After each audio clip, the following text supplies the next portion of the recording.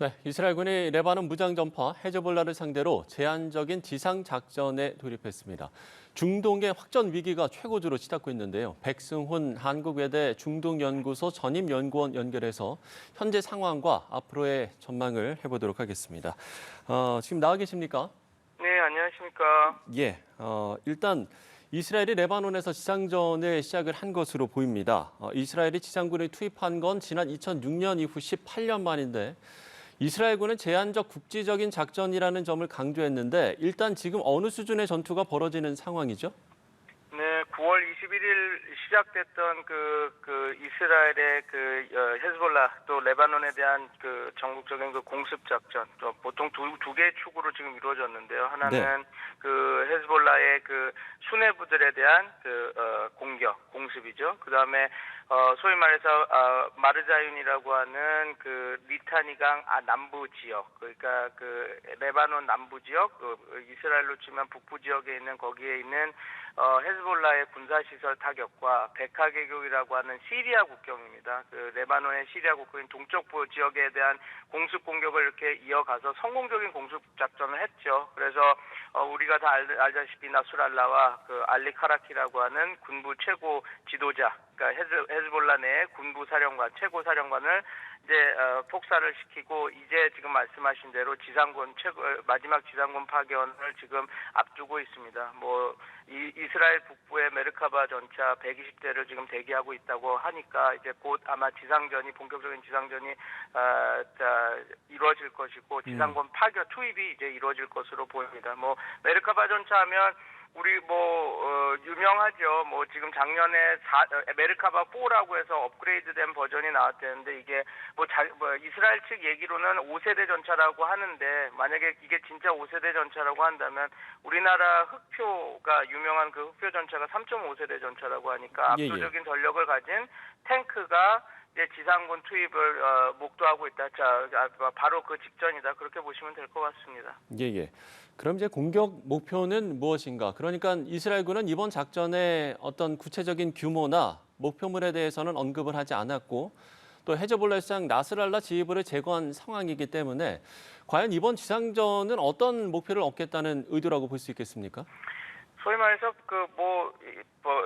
이스라엘이 늘 원했던 겁니다. 1982년 전쟁도 그렇고 2006년 전쟁에서도 원했던, 그러니까 이스라엘 북부, 그다음에 레바논 남부의 버퍼존, 소위 완충지를 만드는 것이 목표입니다. 그러니까 지금 어찌됐건 이스라엘 군사작전이 하마스 전쟁 시작하고 나서 하마스의 괴멸을 자신네들의 군사 목표로 하고 있는데 네, 예. 하마스의 괴멸을 위해서라도 헤즈볼라의 영향력, 그러니까 하마스에 계속해서 인적, 정보적, 그다음에 물적 자원을 제공하는 이 영향력을 끊어내야 되거든요. 그러기 위해서는 레바논 남부에 위치하고 있는 헤즈볼라 군시설을 다 좀 밀어내야 된다라는 분석은 예전부터 있었습니다. 그래서 늘 얘기하건데 이번에도 북부 레바논 남부에서, 그러니까 이스라엘 국경에서 최소한 40km, 20km에서 40km 이상 북쪽으로, 40km 이상 북쪽으로 헤즈볼라 병력을 좀 밀어내려고 하는 그런 작전인 거죠. 그래서 목표는 이게 무슨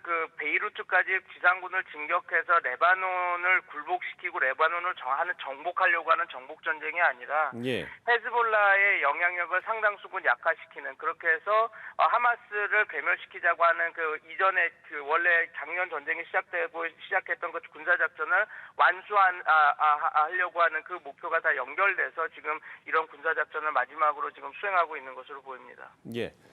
헤즈볼라 입장도 나왔는데 헤즈볼라는 이스라엘에 맞설 준비가 돼 있다. 2006년 이스라엘 침공을 막아낸 것처럼 이번에도 승리할 것이다. 이렇게 자신을 했는데 일단 2006년 전면전 당시에는 어땠습니까? 이때는 상황이 좀 다릅니다. 네. 헤즈볼라는 자기네들이 어찌됐건 전진 상황이니까 자신들도 싸울 준비가 돼 있다. 그리고 승리할 것이다. 이런 메시지를 낼 수밖에 없지만 2006년도에 전쟁이 진행됐던 것을 보면 이스라엘이 좀 실수했던 것이 이제 집속탄이나 백린탄을 사용하면서 이제 민간인 피해자들이 많이 났고 그것이 국제사회에서 이제 처음 그런 백린탄을 사용했기 때문에, 물론 백린탄과 집속탄이 제네베 협약에서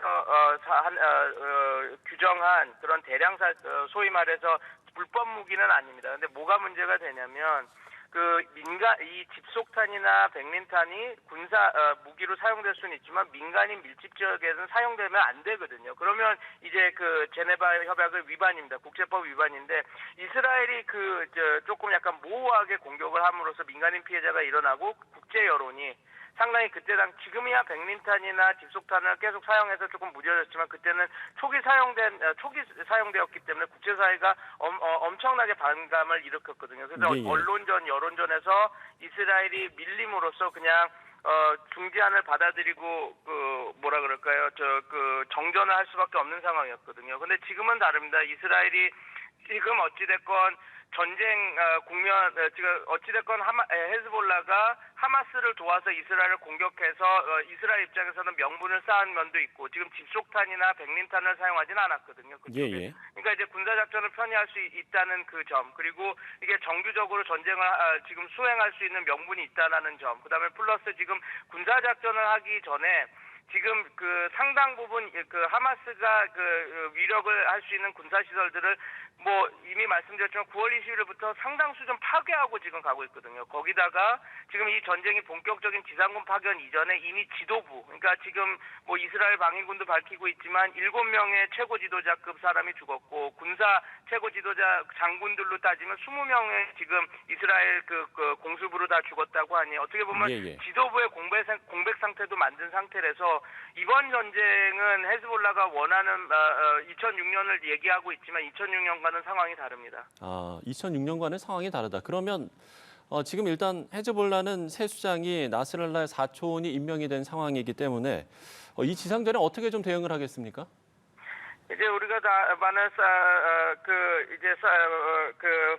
팔라딘이라고 하는 소위 말해서 1964년생입니다. 64년생의 헤즈볼라 나스랄라의 사촌이죠. 그리고 나스랄라와 같이 이라크의 이라크 그리고 이란 곰에서 시아파 성직자로서의 최고 엘리트 코스를 밟은 사람입니다. 그리고 거기다가 더 나가서 사파티는 뭐가 조금 더 특이하냐면 기억하실지 모르겠는데 까셈 술레이만이라고 이란 혁명 수비대 꾸두스군의 최고 지도자. 그래서 미국이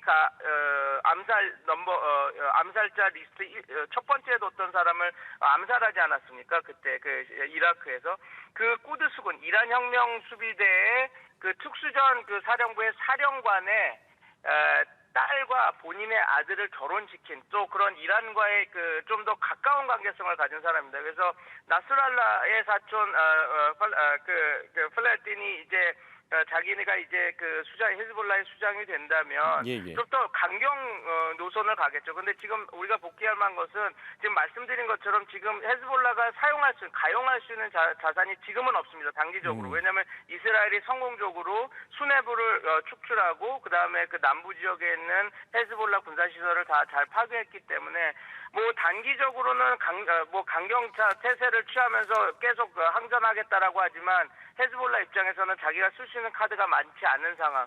그래서 어떻게 보면 아마 어느 정도 선에서 국제사회의 중재를 받아서 휴전을 할 수밖에 없는 그런 상황에 놓일 것이라고 지금 예측되고 있습니다. 예. 2006년 당시에도 1,000명이 넘는 민간인이 숨졌고 이번에도 자칫 대규모 민간 피해가 우려되기 때문에 국제사회는 즉각 휴전에 촉구하고 나섰습니다. 그런데 이미 바이든 행정부가 중동에 대한 통제력을 상실했다 이런 지적도 나오고 있거든요. 이 부분은 어떻게 보시는지요? 지금 이제 레임덕일 시기죠. 이제 대선이 한 달도 안 남았기 때문에 이걸 미국의 통제력이 상실했다 보기는 어렵고요. 그러나 단 요번에 지금 바이든 행정부에서 오스틴 국방부 장관이 미국의 국방부 장관이 좀 센 개입안을 이야기를 했죠. 그래서 아브라함 링컨함도 항모도 한 달 이상 이제 배치가 돼서 한 달 이상 더 있을 거라고 얘기를 했고 지금 3개의 비행대대가 지금 재배치됐습니다. F-16 비행대대 한 대대, 그다음에 F-15 비행대대 한 대대, 그다음에 우리가 잘 아는 썬더볼트라고 해서 지상 타격에 아주 특화된 전투기죠. 한 대대를 이렇게 설치하고 2,000명 그런 3개의 비행대대들을 관리하고 작전을 계속 수행할 수 있게 도와줄 수 있는 2,000명의 추가 병력을 배치한다 그랬거든요. 항모도 계속 유지하면서요. 그래서 나름 바이든 행정부는 더 확전을 레바논과의 그 전면전을 막기 위해서 많이 노력을 하는 걸로 보입니다. 근데 요거는 좀 보실 필요가 있습니다. 예. 우리가 지금 헤즈볼라의 이스라엘 공격에 대해서 미국이 조금 미지근하게 나오니까 이게 미국의 영향이 없어졌다 이렇게 평가를 하시는 분들이 종종 있는데, 미국은 이스라엘이 헤즈볼라가 공격할 때는 상당히 많이 묵인해줬습니다. 왜냐하면 미국 입장에서는 헤즈볼라는 자기네들의 적세력이거든요. 그리고 지금 미국에서는 헤즈볼라가 아직도 테러리스트 그룹 안에 들어가 있습니다. 헤즈볼라는 지금 13명의 국회의원을 낸 정당이자 2022년 그 총선 이전까지는, 그 이전 총선에서는 그 80여 석을 더 갖고 있었던 연정이긴 했지만 집권 여당이었거든요. 그럼에도 불구하고 헤즈볼라를 미국은 테러리스트 그룹이다 인정을 안 했습니다. 그 말은 즉슨 미국이 이스라엘이 헤즈볼라를 공격하는 거에 대해서는 미국이 상당 부분 용인을 했습니다. 그래서 뭐 반응을 아실 겁니다. 그 바이든 대통령이 나스랄라가 죽고 나서 딱 나와서 이거는 테러다 이런 얘기를 한 것이 아니라 뭐라고 얘기했습니까? 나스랄라가 죽은 거에 대해서 그에 대해서 뭐라 그럴까요? 그 위로하는 사람은 없을 것이다 이럴 정도로 얘기할 정도로 미국의 헤즈볼라에 대한 그 반감은 크거든요. 그래서 요번에 헤즈볼라에 대한 공격을 그냥 미국이 영향력이 약해져서 이스라엘이 마음대로 한다라고 볼 수는 없고 어느 정도 묵인하고 용인한 것인데, 이제 문제는 이겁니다. 과연 우리가 지금 미국의 영향력이 있냐 없냐를 판가름할 수 있는 바로미터는, 이제 미국이 제일 원치 않는 것은 이 헤즈볼라에 대한 그 영향력 저하는 당연히 원하는데, 이게 자칫해서 많은 레바논 민간인 피해가 나고, 그래서 그런 것들이 이제 빌미가 돼서 더 확전이 되는 것을 제일 걱정하거든요. 그래서 그런 것들을 이제 막으려고 최선을 다해서 지금 세 개 비행대들을 보냈는데, 앞으로 이스라엘의 군사 작전에 있어서 민간인 피해를 줄이는 방법으로 어느 정도 지금 이스라엘도 밝힌 제한된 전쟁을 이끌어갈 수 있을까, 그리고 미국이 그때 얼만큼 그 억제를 할 수 있을까가 미국의 영향력이 약해졌냐 안 해졌냐 예. 저희가 진짜 평가할 수 있는 상황이라고 봅니다. 지금은 알겠습니다. 좀 우리가 더 지켜봐야 됩니다. 네. 예. 지금 이제 확전을 말씀해 주셨으니까요. 마지막으로 좀 짧게 질문을 드려보면, 결국에는 이제 이란이 참전하면 전쟁이 커질 수밖에 없기 때문에 이란과 이제 직접 충돌할 가능성이 있는가, 이 부분이 좀 관심인 것 같습니다. 이란과 직접 충돌할 위험 어떻게 보시는지요? 짧게 말씀드리자면 요번에 예. 이란 외무상도 그렇게 나와서 얘기했죠. 우리가 그 헤즈볼라를 전폭적으로 줬고 이스라엘에 대해서 끝까지 싸우겠다. 그런데 그 싸운다고 하는 카테고리가 이겁니다. 법적, 정치적, 외교적, 그다음에 국제 연대적 이런 것들을 통해서 이스라엘을 억제하겠다 그랬는데 군사적인 말은 빠졌습니다. 지금 왜 이 말씀을 드리냐면, 이란이 지금 가용할 수 있는 이스라엘에 가용할 수 있는 무기들이 별로 없습니다. 그러니까 예를 들어서 지금 예를 들어서 과거에 했던 헤즈볼라에 대한 무기 지원, 인적 자원 지원, 그다음에 정보 지원은 할 수 있을지 몰라도 우리가 우려하는 전면전, 지상군 파견은 왜 불가능하냐면, 만약에 지상군을 이란이 이스라엘 쪽으로 보내려면 이라크, 그다음에 시리아를 거쳐서 보내야 그렇죠. 됩니다. 그거는 있을 수가 없는 일이고, 그렇죠. 그리고 만약에 비행기로 수송해서 옮긴다고 해도 지금 가능하지 않는 게, 지금 보십시오. 레바논의 그 상공은 이스라엘이 지배를 하고 있습니다. 만약에 수송기가 이렇게 딱 들어온다면 이것은 우리가 잘 아는 거죠. 호랑이 입에 얼굴을 드러내는 행위거든요. 그러니까 지금 이란 입장에서는 우리가 전면전, 5차 중동전 이렇게 확전 얘기하지만, 이란이 그런 자기네들의 지상군을 파견해서 레바논이나 혹은 북부 이스라엘에 그런 전쟁을 펼친다 할 수 없는 상황입니다. 그렇기 때문에 이란도 그런 얘기도 하고 있지 않고, 외무상이 이번에 나와서 그 군사적인 얘기를 쏙 뺀 것은, 그리고 페제스키안도 군사적인 이야기를 빼는 것은 이란의 한계를 이란이 너무 잘 알기 때문에 지금 이러고 있는 거라서, 물론 이제 이 전쟁이 어떻게 될지 우리는 좀 걱정을 되는 눈으로 바라봐야 되겠지만, 이것이 이란과 이스라엘의 지상군이 맞닥뜨리는 그런 전면전으로 갈 거는 그 가능성은 상당히 낮은 상황입니다. 예, 알겠습니다. 자, 급변하고 있는 중동 상황 짚어봤습니다. 백승훈 한국외대 중동연구소 전임연구원과 이야기 나눠봤습니다. 오늘 말씀 고맙습니다. 감사합니다.